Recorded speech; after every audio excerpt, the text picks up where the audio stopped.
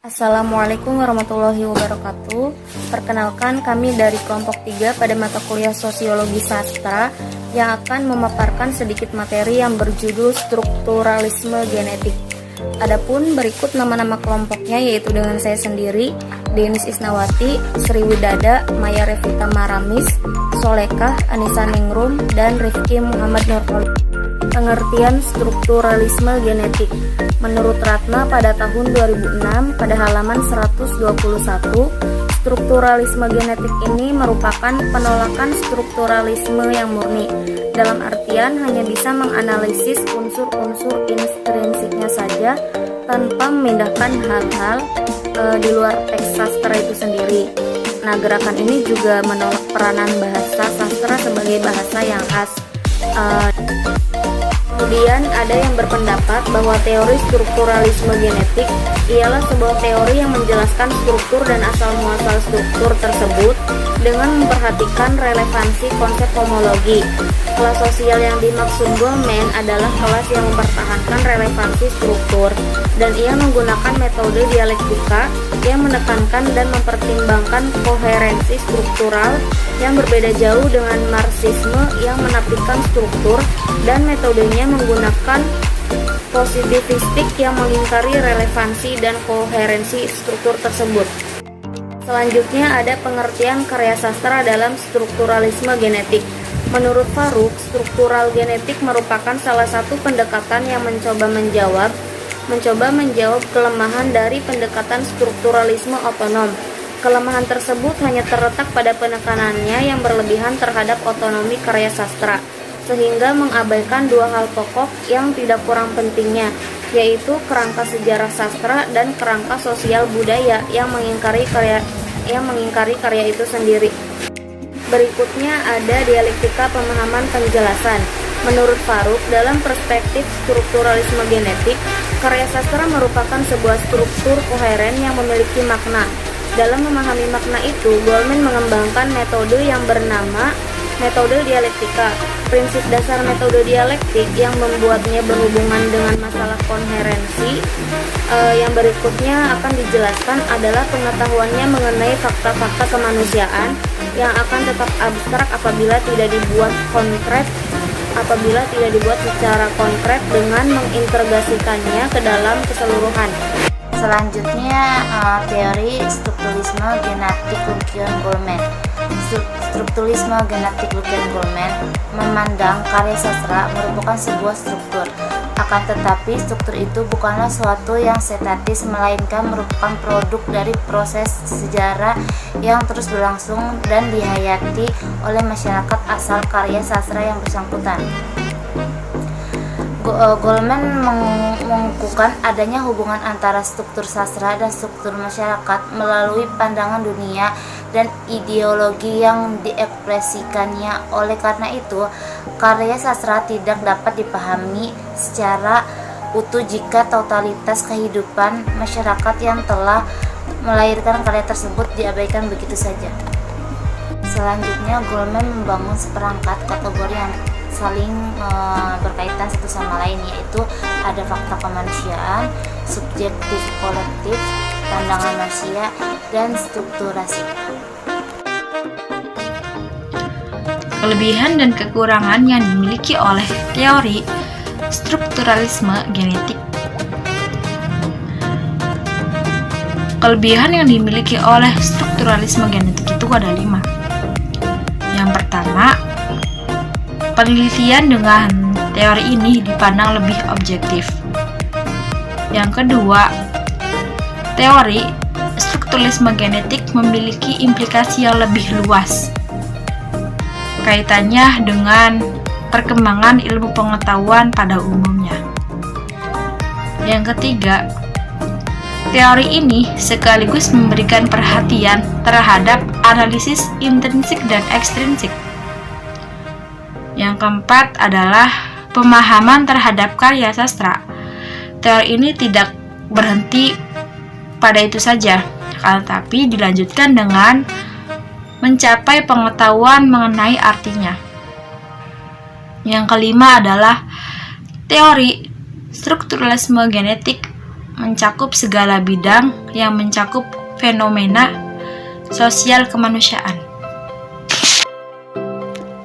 Selanjutnya adalah kekurangan teori strukturalisme itu dibagi menjadi 3. Yang pertama, memerlukan pemahaman yang mendalam, penelitian, dan kepekaan dalam menganalisis unsur ekstrinsik dalam karya sastra.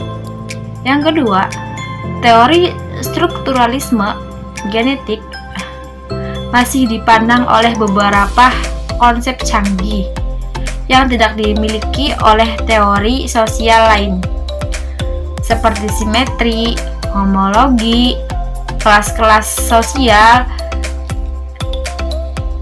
dan pandangan dunia. Yang ketiga, melalui bantuan beberapa konsep canggih tersebut, dalam proses penelitian, identifikasi terhadapnya memerlukan penelitian yang sama.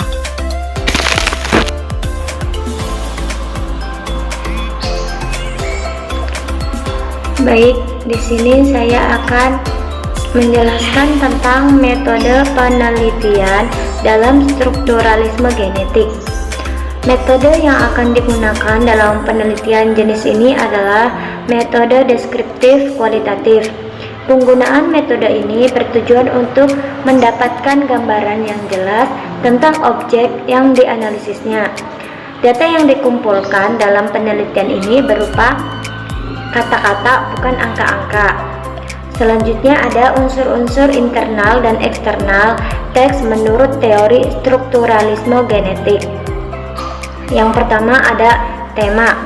Tema dalam penulisan sebuah teks prosa merupakan pengejawantahan dari ide yang ditemukan oleh pengarangnya. Yang kedua ada tokoh dan penokohan.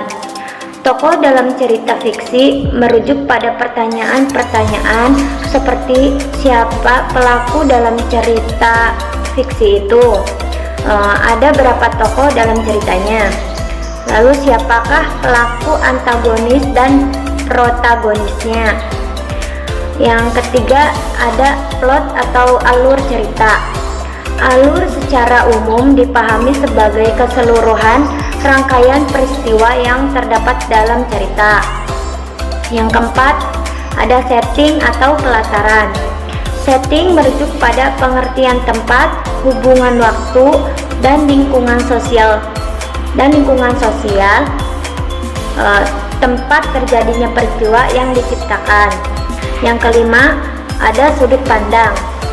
Sudut pandang adalah sebuah cara cerita dikisahkan cara atau pandangan yang dipergunakan pengarang sebagai sarana menyajikan tokoh, tindakan, latar, dan berbagai peristiwa yang membentuk cerita dalam sebuah karya fiksi. Yang keenam ada pesan atau amanat.